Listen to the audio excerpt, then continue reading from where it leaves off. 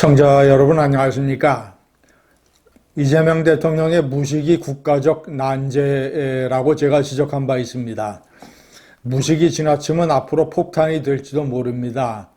현재까지 드러난 세 가지의 무식. 첫째는 내란 전담 재판부의 판사에 대해서 국회가 추천권을 갖는 것이 위헌이 아니라고 했던 무식. 그러니까 결국은 이것은 이 위헌이라는 논리 때문에 밀려서 민주당이 국회 추천권을 빼버렸습니다. 법안에서. 그리고 무슨 선출된 권력이 임명된 권력보다 우위에 있다라고는 서열론. 이것도 전문가들 얘기를 빌지 않아도 대단히 무식한 얘기라는 것이 중론입니다. 세 번째, 원전이 짓는데 15년이나 걸리고 지을 땅도 없고 해서 원전 정책을 미루거나 폐기를 해야 되는 것처럼 얘기하는 이 문재인 바보 시즌2의 탈원전 정책 비슷한 이런 식의 뉘앙스, 이런 세 번째 무식의 네 번째, 어저께 이 대통령이 페이스북에 이 주한미군의 여러 가지 종합적인 의미를 제대로 모르는 무식한 얘기를 해댔습니다. 시청자 여러분, 한국의 이제 군사력, 국방력, 국력 이런 것을 가지고도 외국 군대가 없으면 자주국방이 불가능한 것처럼 생각하는 일각의 굴종적 사고라고 지적을 했습니다. 또 똥별이라고 하는 과한 표현까지 쓰면서 국방비를 이렇게 많이 쓰는 나라에서 외국 군대 없으면 국방을 못한다는 식의 인식을 질타한 노무현 대통령이 떠오른다라고 엉뚱한 이 핫바지 자주국방론을 얘기를 했습니다. 시청자 여러분, 이것은 역사적 어떤 이 외교적, 정치적, 경제적, 이 군사적, 문화적 중요성을 갖고 있는 주한미군의 의미를 제대로 모르는 무식한 얘기입니다. 역시 이재명 대통령 군대를 갔다 오지 않았죠. 이 소년공 때 입은 이 팔 부상 때문에 군대를 갔다 오지 않은 나의 대통령들이 엄청난 군사 안보적인 폐해를 끼쳤습니다.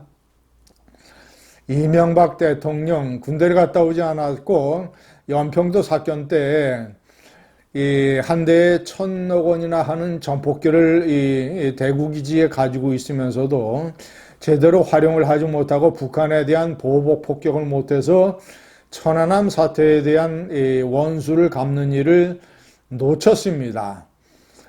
윤석열, 군대를 갔다 오는 윤석열은 군대를 제대로 모르고 계엄이라는 거, 군병력 동원이라는 게 뭔지를 제대로 모르기 때문에 미치고 엉성한 계엄질을 저질러서 지금 감옥에 가 있습니다. 이재명 역시 군대를 갔다 오지 않아서 우선 첫째는 한국의 국방력, 경제력, 한국의 국방비만 따져도 북한 전체 GDP의 1.4배고 이런 드론 또는 첨단 AI형 정밀 무기 기타 등등 세계 5위의 군사력 이런 것이 있는데 외국 군대가 없으면 자주국방을 못한다는 게 굴종 아니냐, 말이 안 되지 않느냐 이런 식의 얘기입니다. 이 바보 같은 얘기입니다.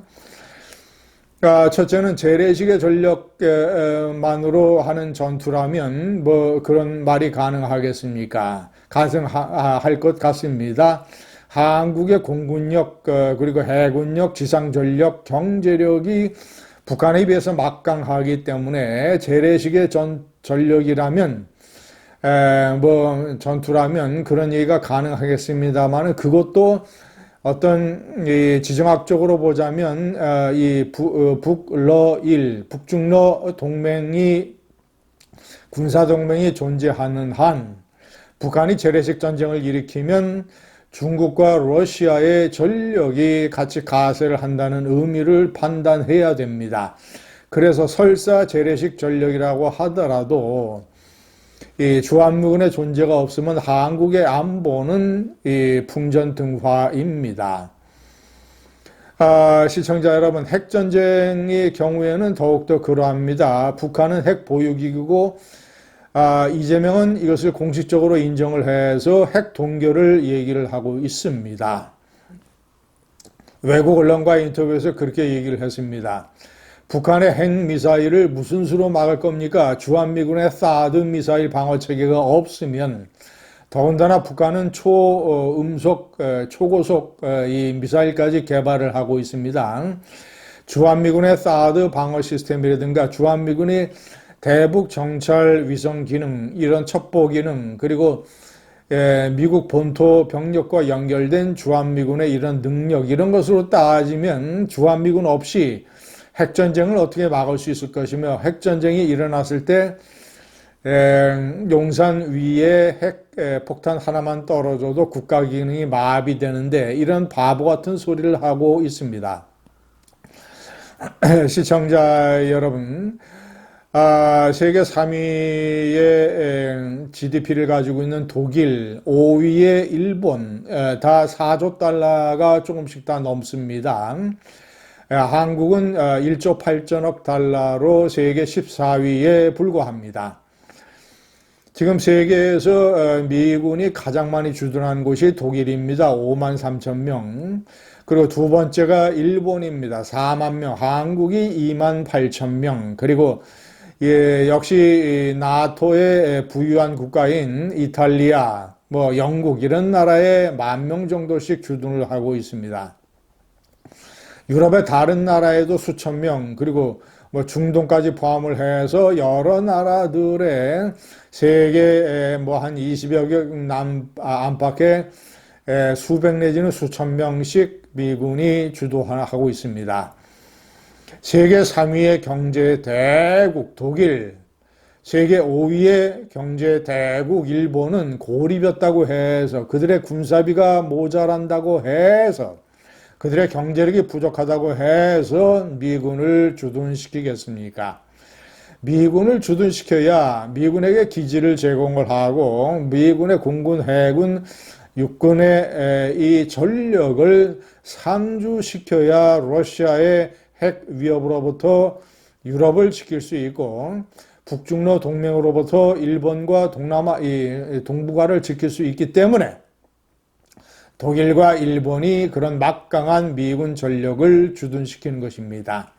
노무현 대통령을 흠모하는 이재명의 얘기도 바보 같습니다. 노무현 대통령 때는 막판에